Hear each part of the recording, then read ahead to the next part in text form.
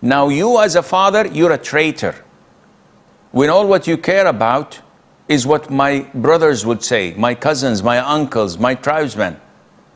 How would they say, oh, we are from Kaduna and that boy is from Abuja and we are different and with this and that? What's wrong with you? So you'd rather leave your daughter unmarried, making dua against you every single night, oh Allah, curse my father, oh Allah, make life hard for my father and punish him when he dies, because he made my life hell and miserable just to save face with his cousins and uncles? Fear Allah, ya akhi.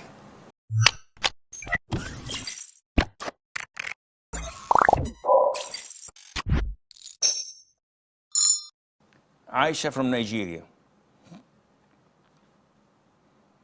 Assalamu alaikum. Assalamualaikum. Mine is more like an advice. So I've been having this problem. I spoke to my dad about the person I would like to get married to, and we've been dragging it for 2 years just because the person is not from the same state as we are, and also because his mom is a Christian. But this is someone that practices the religion. He prays very well. He practices well. So I would just like to hear your advice and thoughts. If I understand your question, this man is from a different region of yours? Yes, that is why. Okay, is your father fine with it? He's not fine with it because he's from a different state. So what good advice I would be giving you as long as your father is rejecting it? Because the marriage cannot happen without the consent and approval of your guardian, and he's the one, your father, who's supposed to say to the boy, I give you my daughter in marriage. Now, my advice is to your father. A daughter is an amanah. It's a gift entrusted to you by Allah Azza wa Jal.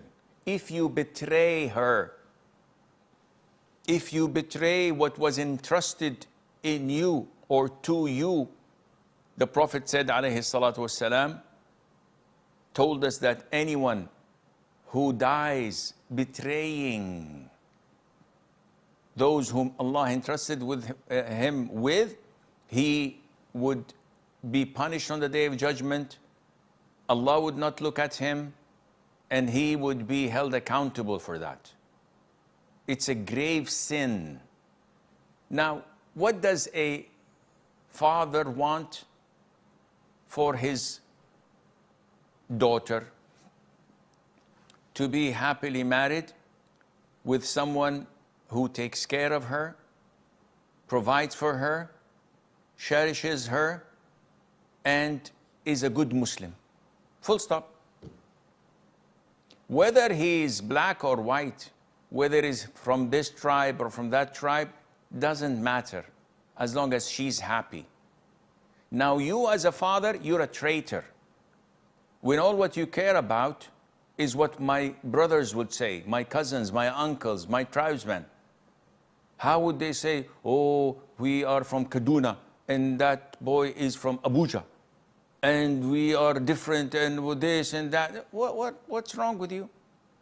So you'd rather leave your daughter unmarried, making dua against you every single night, oh Allah, curse my father, oh Allah, make life hard for my father and punish him when he dies, because he made my life hell and miserable just to save face with his cousins and uncles?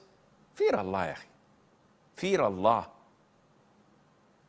Any father would be more than happy to give his daughter to a man who's a real man, who can take care of her, who could be her rock, who could protect her.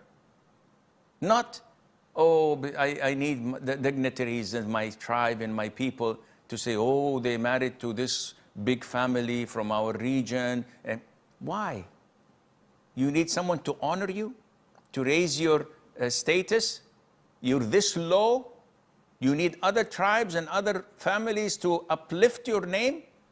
You make your own name, akhi, not who you marry your daughter to. So fear Allah, and may Allah send you someone, and that's, I'm talking to Aisha, of course, not to your father. May Allah send you someone who fears Allah who checks all the boxes and who would marry you and make you happy bi'idhnillah.